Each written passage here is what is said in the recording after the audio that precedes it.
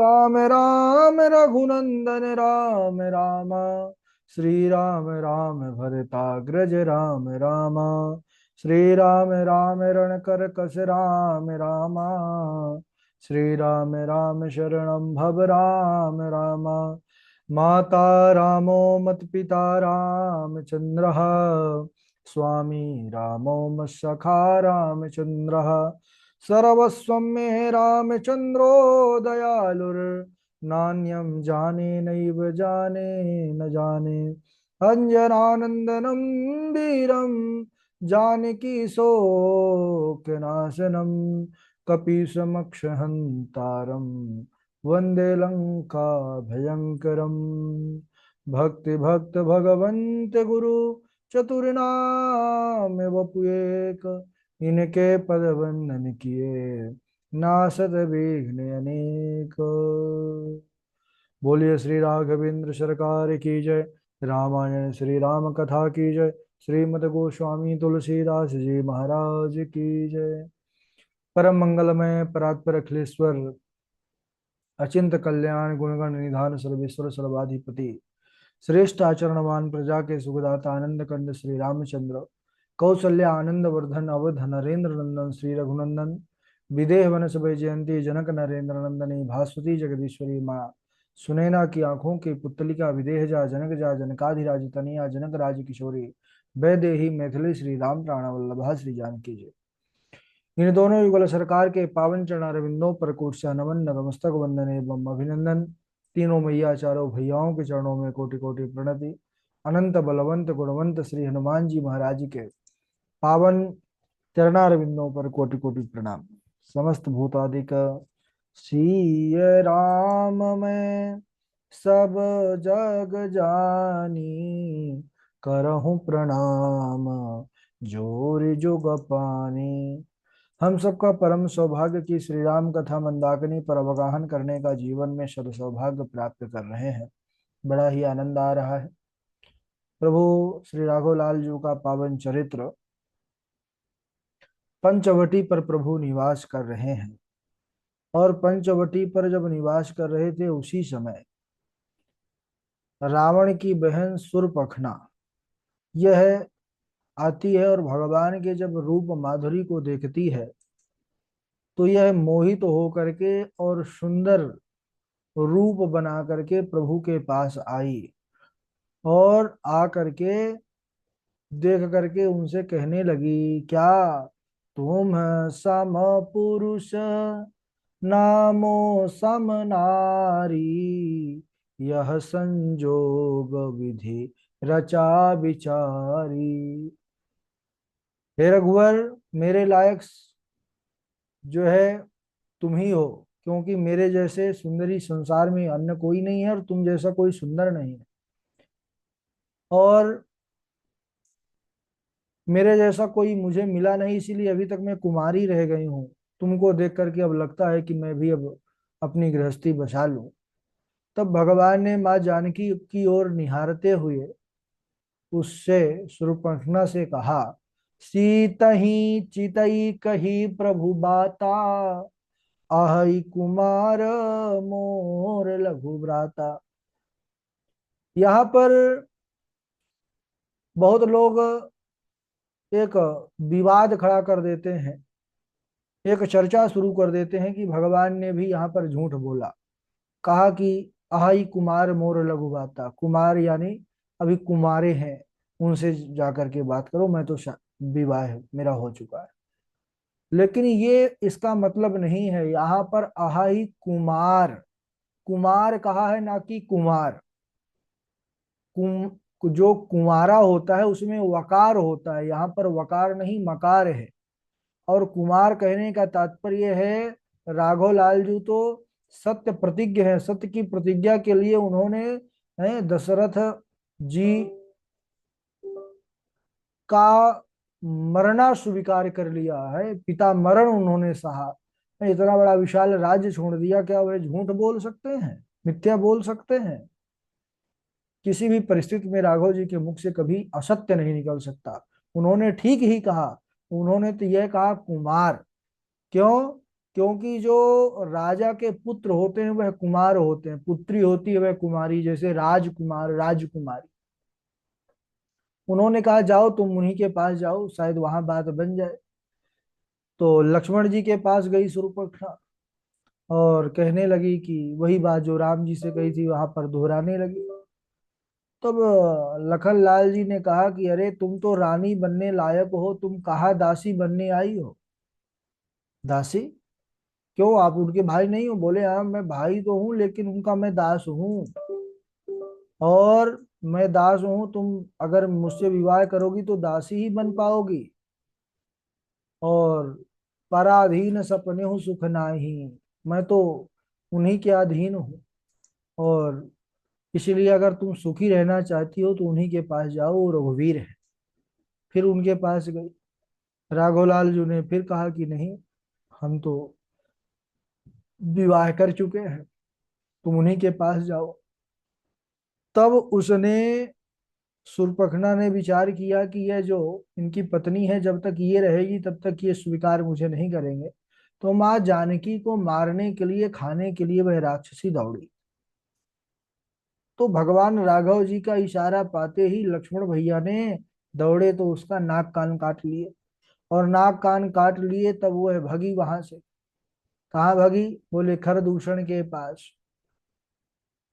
खरदूषण के पास गई और जाकर के रोने लगी कि देखो देखो, दो वनवासी पुरुषों ने मेरी क्या हालत किया है।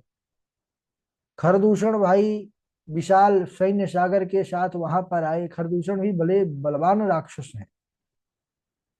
और भगवान जैसे ही देखे कि खरदूषण आ रहा है अपनी सेना के साथ, तो प्रभु ने माँ जानकी को कुटिया के अंदर जाने के लिए कहा। क्यों? किसी ने पूछा कि क्या प्रभु राघव को डर था? बोले नहीं, प्रभु राघव को डर नहीं था। प्रभु राघव यह विचार किए कि पहले भी जयंत ने अपराध किया, तब माँ जानकी की कृपा हो गई। उन्होंने कहा कैसा भी वो है तो मेरा पुत्र, और उन्होंने उनको जीवन दान दिला दिया। वो तो करुणा की, ममता की मूर्ति है।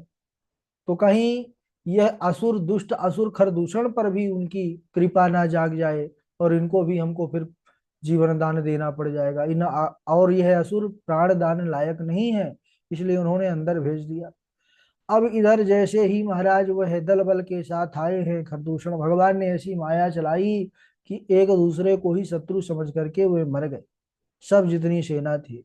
और भगवान ने क्षण भर में खरदूषण को मार दिया।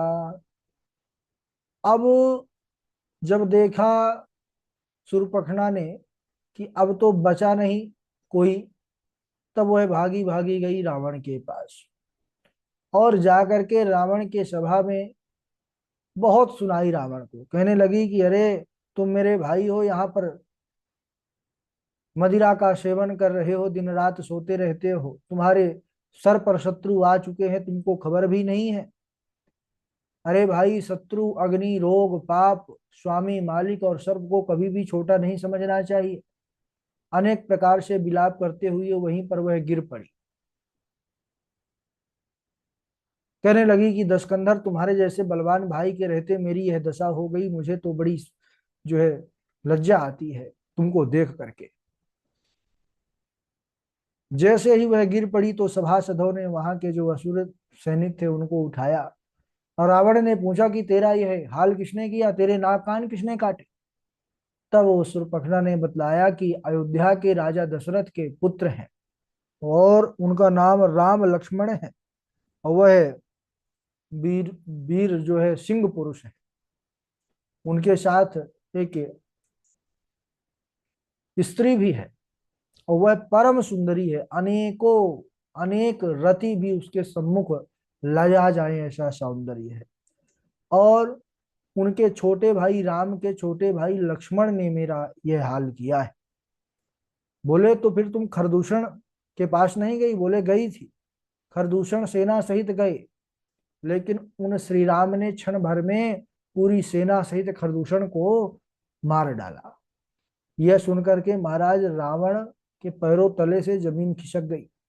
रावण डर गया लेकिन वह ऊपर से ही शूर्पणखा को बहुत प्रकार से समझा बुझा करके और वहां से भेजा। और रात में जब अपने महल पर आया, उसको रात भर नींद नहीं आई। वह मन में विचार करने लगा कि कोई भी हो, चाहे वह देवता, मनुष्य, नाग, कोई पक्षी, ऐसा कोई नहीं है जो मेरे सेवकों की भी बराबरी कर सके। और शूर्पणखा कहती है कि खरदूषण भी मारे गए, उन दो वनवासी पुरुषों ने मार दिया। तब रावण रावण भी बड़ा विद्वान था। तब रावण विचार किया, खरदूषण मोहि सम बलवंता, इन्हीं को मारे बिनु भगवंता। खरदूषण मोहि सम बलवंता, तिन्हीं को मारे बिनु भगवंता। खरदूषण तो मेरे ही समान बलवान थे, उन्हें भगवान के सिवाय कोई नहीं मार सकता। अब रावण को भी निश्चय हो गया कि मुझे तो लगता है देवताओं को आनंद देने वाले, पृथ्वी का हरण करने वाले भगवान अवतार ले लिए हैं। अगर भगवान ने अवतार भी लिया है तो मैं जा करके उनसे हठ पूर्वक बैर करूंगा, शत्रुता करूंगा, ऐसा रावण विचार कर रहा है। क्यों करूंगा? बोले प्रभु के बाण से, प्रभु के जो है मारने से मैं भव सागर से तर जाऊंगा। क्यों भाई? कल किसी ने पूछा, यह सवाल मन में लिया कि रावण जैसा ज्ञानी ने ऐसा क्यों किया। तो रावण ने यह कहा, हो ही भजन न तामस देहा, मन क्रम बचन मंत्र धृणेहा। हो ही भजन न तामस देहा, असुर कुल में उत्पन्न हुआ, तामसी शरीर है।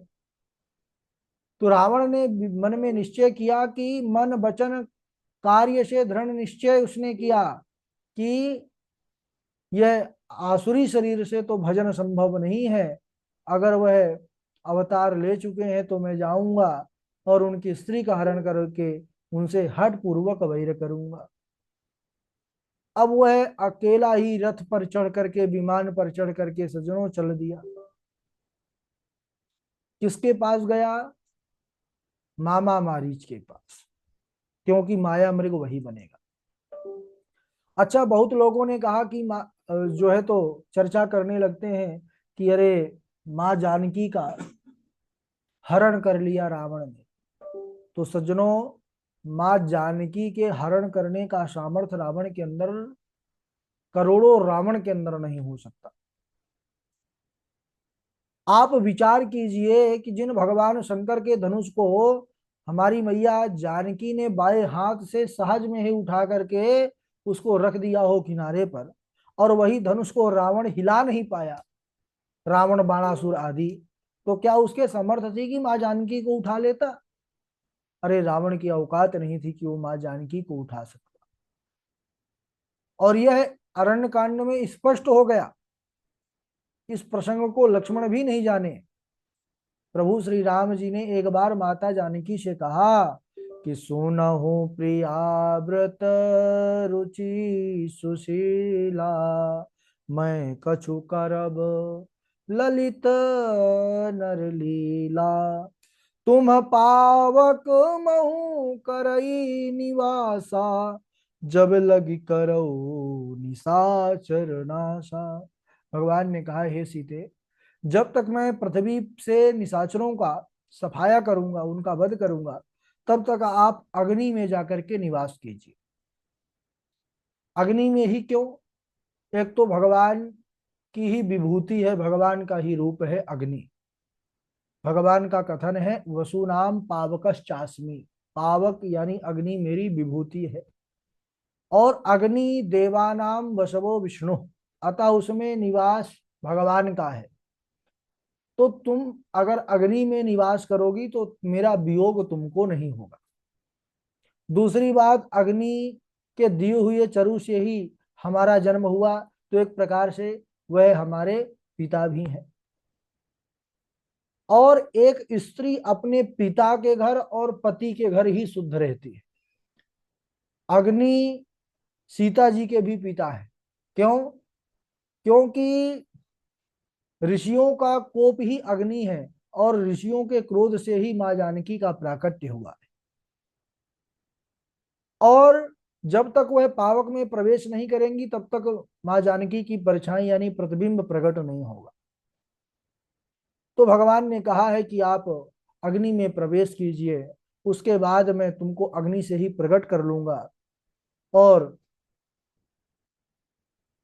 इस प्रकार भगवान के कहने पर ये भगवती माँ जानकी अग्नि में समाहित हुई और उनका प्रतिबिंब जो बिल्कुल उसी प्रकार ही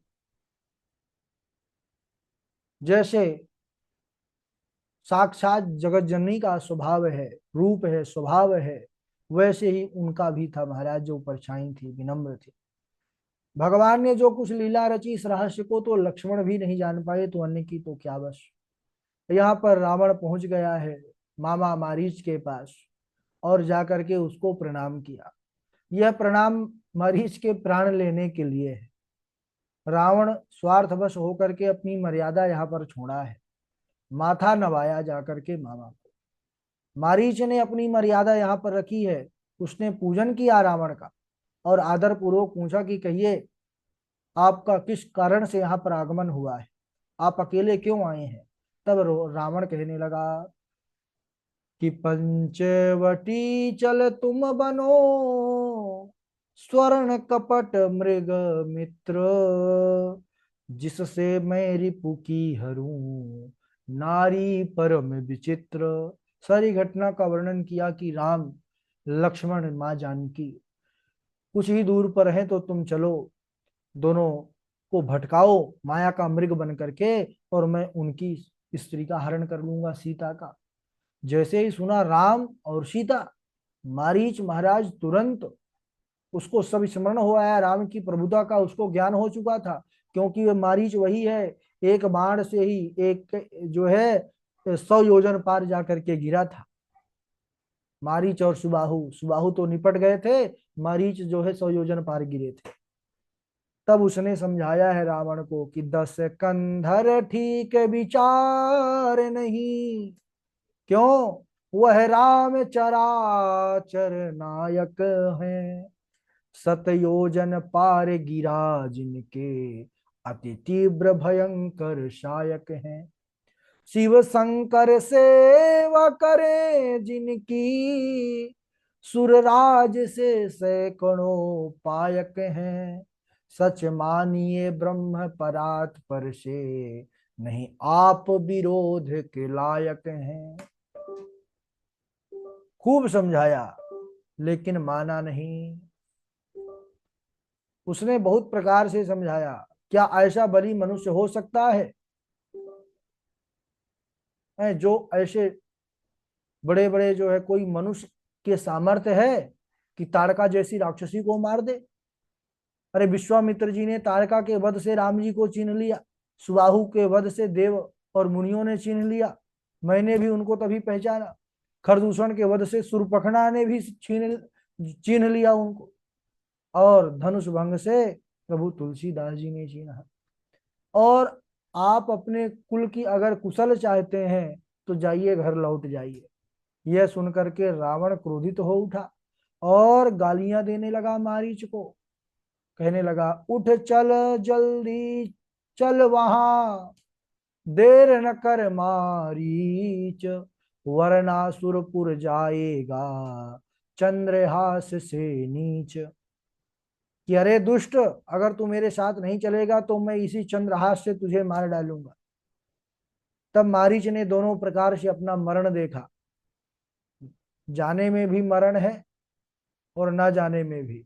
लेकिन ना जाने में रावण के हाथों से मरण है, जाने में रघुवर के हाथों से मरण है।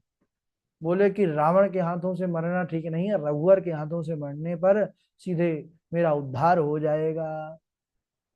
तो यही विचार करके मारीच जो है मृग बन करके, माया का मृग बन करके रावण के साथ चल दिया सज्जनों।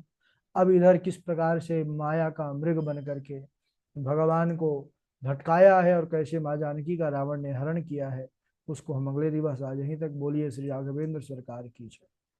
चलिए चौपाई सुना दीजिए। पूर्वी जी हैं, अवध जी हैं।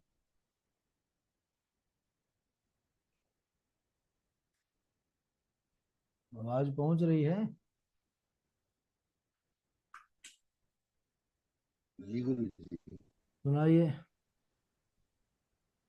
आज अभी तो आज नहीं कर